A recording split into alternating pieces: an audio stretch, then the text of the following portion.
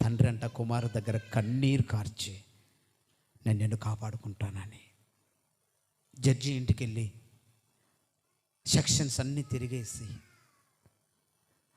లాయర్స్ని, జడ్జిని అందరినీ సమకూర్చి, గవర్నమెంట్లో ఉన్నటువంటి వారిని సమకూర్చి, అయ్యా నా కుమారుడు శిక్ష అనుభవించాలి 6వ తారీఖున, కానీ నా కుమారుని శిక్ష నేను అనుభవిస్తాను. నా కుమారుడు మారిపోతాను, అప్రూవల్గా మారిపోతానని నాతో మాట్లాడాడు.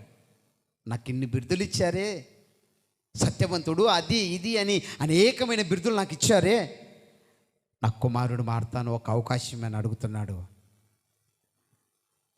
నా కుమారుడు మారుతాడయ్యా, మరలా ఇంకో తప్పు చేస్తే నా కుమారుని కూడా ఉరి తీయండి, దయచేసి నా 2 చేతులెత్తి ధర్మాన్ని కాపాడమని అడుగుతున్నాను, 2 చేతులెత్తి అడుగుతున్నాను, ఆ శిక్ష నాకు వేయండి అన్నారంట.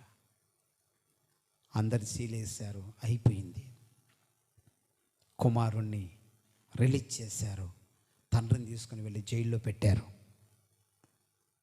ఇంకా 6వ తారీఖు వచ్చింది. 6వ తారీఖు ఉదయాన్నే నీకు 10 గంటలకు ఉరి తీసే సమయం అయింది, జడ్జి గారు చివరి కోరిక ఏదన్నా ఉంటే చెప్పండి అన్నారంట.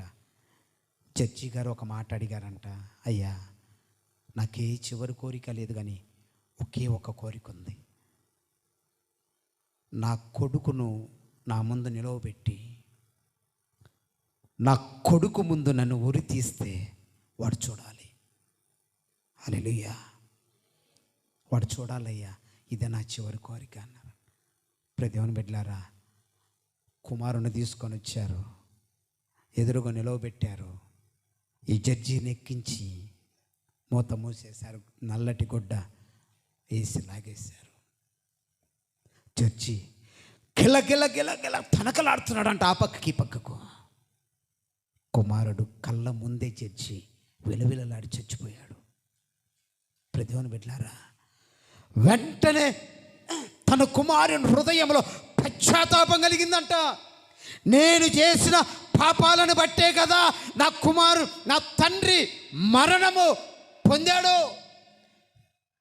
గిలగిల తనకలాడి ఎంత వేదన పడి నా తండ్రి చచ్చిపోయాడో, నేను జీవితంలో పాపము చేయకూడదు, ఇక నేను ఎప్పుడూ పాపం వైపు వెళ్ళకూడదు.